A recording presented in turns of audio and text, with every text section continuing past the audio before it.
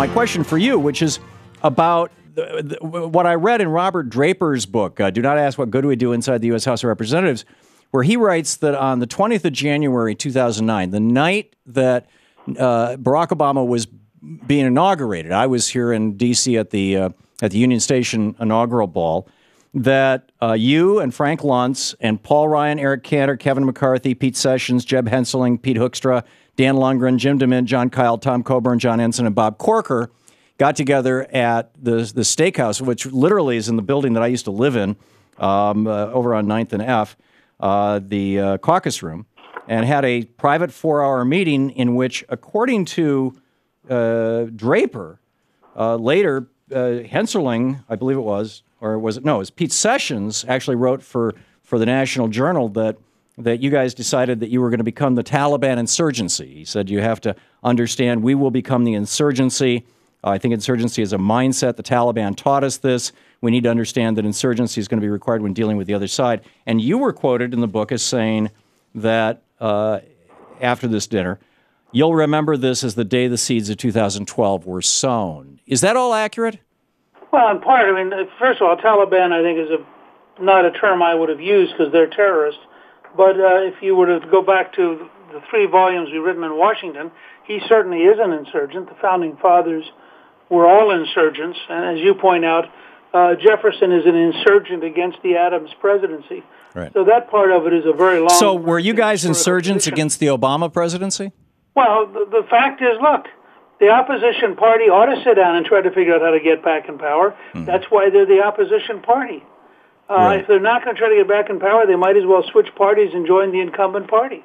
I don't disagree. Although I would submit that when Jefferson and Madison were organizing against Adams and putting together the Democratic Republican Party out of the Anti-Federalists, that the country was not losing 800,000 jobs a month, was not on the verge of a Great Depression, was not in the midst of probably one of the 4 or 5 great crises in its entire history. Things were actually quite stable at that time. There's a long period of difficult economic times. There's a naval war with France. Jefferson himself, as president, imposes an embargo against shipping with Great Britain. Well, that was after 1800. Yeah, but I'm just saying, these guys had a very tiny country with a very thin margin of survival. Were deeply concerned that the British and the French would tear them apart and return them to 13 separate independent states that they could manipulate. Right. But they also took very seriously that they had a profound disagreement about the nature of the American experiment, and they pursued it very intensely on both sides. Yeah. But by the way, there's a brand new movie out about Lincoln. Lincoln is involved in a very similar process, which ultimately ends up in civil war. Yeah, I'm looking forward to seeing that movie next weekend. All of these, every single man that I named voted yes to the Bush-Cheney bailing out of Bear Stearns, AIG, both TARPs, September and October, and then voted no on everything after that. No to anti-rape amendment from Al Franken, Lilly Ledbetter, Fair Pay Act, anti-outsourcing bill. It seems like anybody would like that.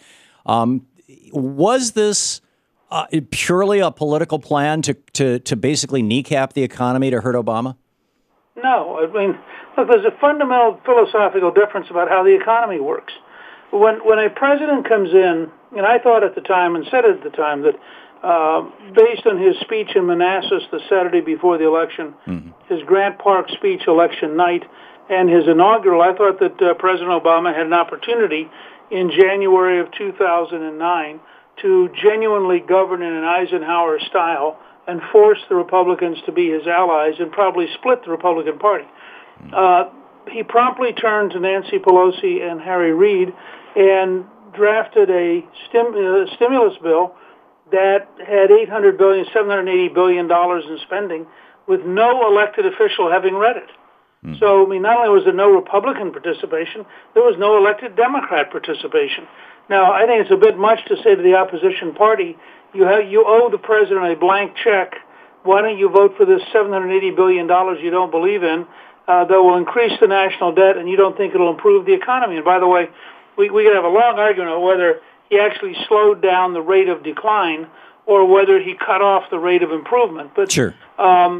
that's partly a philosophical difference about the nature of America. Do you want an America centralized in Washington, or do you want an America that is largely decentralized in the states and in Except the that all sector? these guys, and I don't want to extend this too much, and I promise the next segment we're doing nothing but your book, okay? And you and Callista.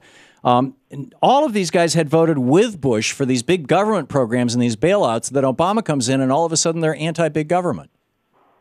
I suspect almost all of them regret having voted with Bush. Yeah, okay. I suspect you're right. I suspect you're absolutely right. But, a number of them, I mean, Paul Ryan. By the way, you can make the same case for liberals. Liberals who Sure. are deeply opposed to assassination have said nothing about the use of predators, because apparently as long as you only assassinate from 20,000 feet, it's okay. Actually, a lot of liberals have spoken out against that, including this one. I believe that is a war crime. Senate or House floor. There's been no systematic effort to do anything that would be politically effective. Yeah, well, there should be. And on that, you and I, Newt Gingrich, agree.